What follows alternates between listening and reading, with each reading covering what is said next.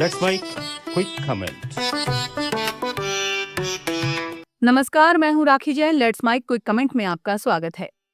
आस्था की सबसे बड़ी ताकत विश्वास होता है और जब सवाल उसी विश्वास पर उठने लगे तो केवल जांच काफी नहीं होती, भरोसा भी फिर से बनाना पड़ता है।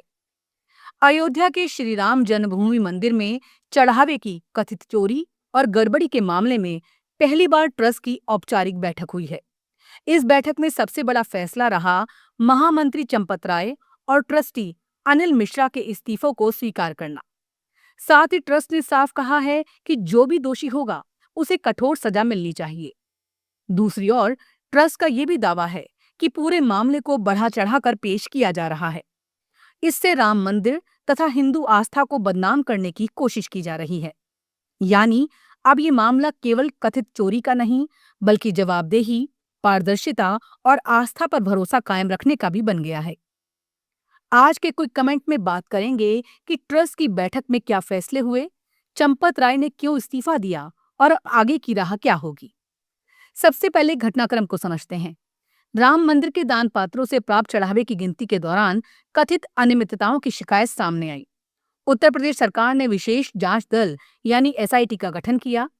प्रारंभिक जांच के बाद 8 लोगों के खिलाफ एफआईआर दर्ज हुई और उन्हें गिरफ्तार भी किया गया। ये वो सभी लोग बताए गए जो दान पात्रों से निकली राशि और वस्तुओं की गिनती से जुड़े कार्य में शामिल थे। यानी जांच का पहला चरण अब कानूनी प्रक्रिया में प्रवेश कर चुका है। इसी बीच ट्रस्ट के महामंत्री चंपत राय और ट्रस्टी अनिल मिश्रा ने नैतिक आधार पर अपने पद से इस्तीफा दे दिया। सोमवार को हुई बैठक में ट्रस्ट ने इन इस्तीफों को स्वीकार कर लिया। ट्रस्ट ने कृष्ण मोहन को अंतरिम महामंत्री की जिम्मेदारी सौंपी है, जब तक नए महामंत्री का चयन नहीं हो जाता। ये निर्णय कई मायनों में महत्वपूर्ण है। ट्रस्ट का कहना है कि चंपत राय ने इसलिए पद छोड़ा क्योंकि उनका मानना था कि जब तक पूरे मामले की निष्पक्ष जांच पूरी नहीं हो जाती और दोषियों की पहचान नहीं हो जाती, तब तक उनके पद पर बने रहना उचित नहीं होगा। ट्रस्ट ने इसे नैतिक जिम्मेदारी का उदाहरण बताया और उनके योगदान की सराहना भी की। लेकिन ट्रस्ट ने केवल इस्तीफे स्वीकार करने तक खुद को सीमित नहीं रखा।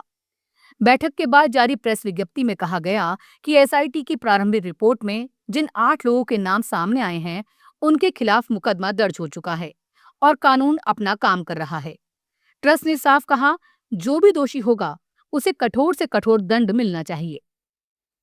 साथ ही ट्रस्ट ने यह भी स्वीकार किया कि प्रबंधन और संचालन व्यवस्था में कुछ कमियां रही होंगी, इसलिए केवल जांच ही नहीं बल्कि पूरी व्यवस्था की समीक्षा भी कराई जाएगी।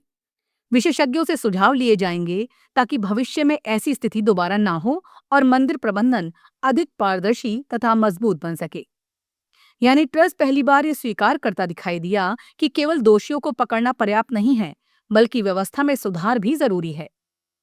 हालांकि दूसरी ओर ट्रस्ट ने कुछ आरोपों का कड़ा जवाब भी दिया। कोषाध्यक्ष गोविंद देव गिरी ने कहा कि देश भर में जिस तरह का माहौल बनाया गया, उसका उद्देश्य केवल तथ्य सामने लाना नहीं, बल्कि राम मंदिर और व्यापक हिंदू आस्था को विवादों में घेरना भी था। उन्होंने लोगों से अपील की कि अफवाहों पर भरोसा ना करें और यदि किसी दानदाता को अपनी भेंट के बारे में जानकारी चाहिए तो वो ट्रस्ट से संपर्क कर सकता है। ट्रस्ट ने दावा किया कि उसके पास वस्तु रूप में मिली कुल 2126 भेंटों का पूरा रिकॉर्ड उपलब्ध है। सभी वस्तुएं रजिस्टर में दर्ज हैं, उनका समय समय पर ऑडिट होता है और जिन चांदी की वस्तुओं को टकसाल में गलाकर उपयोग किया गया, उनका भी पूरा रिकॉर्ड और प्रमाण उपलब्ध हैं। यानी ट्रस्ट का कहना है कि चोरी की घटना और पूरे मंदिर प्रबंधन को एक जैसा नहीं देखा जाना चाहिए। लेकिन इस पूरे मामले का सबसे महत्वपूर्ण पक्ष यही है कि आस्था के संस्थानों में पारदर्शिता केवल कानूनी आवश्यकता नहीं, बल्कि नैतिक जिम्मेदारी भी होती है। राम मंदिर करोड़ों लोगों की श्रद्धा का केंद्र है। यहाँ आने वाला हर दान केवल आर्थिक योगदान नहीं, बल्कि विश्वास का प्रतीक होता है। इसलिए यदि गिनती की प्रक्रिया में कोई भी अनियमितता सामने आई है, तो उसका असर केवल खातों पर नहीं, बल्कि श्रद्धालुओं के भरोसे पर भी पड़ता है। यही कारण है कि अब ट्रस्ट के सामने दोहरी चुनौती है। एक तरफ जांच को निष्पक्ष तरीके से पूरा कराना और दोषियों को सजा दिलाना, दूसरी तरफ ये भरोसा बहाल करना कि भविष्य में ऐसी घटना दोबारा नहीं होगी। राम मंदिर का निर्माण करोड़ों लोगों की आस्था, त्याग और विश्वास से हुआ है, इसलिए इस विश्वास की रक्षा भी उतनी ही गंभीर जिम्मेदारी है। नमस्कार। आप सुन रहे थे let's mind more than radio. Follow कीजिए हमें हमारे सोशल मीडिया प्लेटफॉर्म्स पर।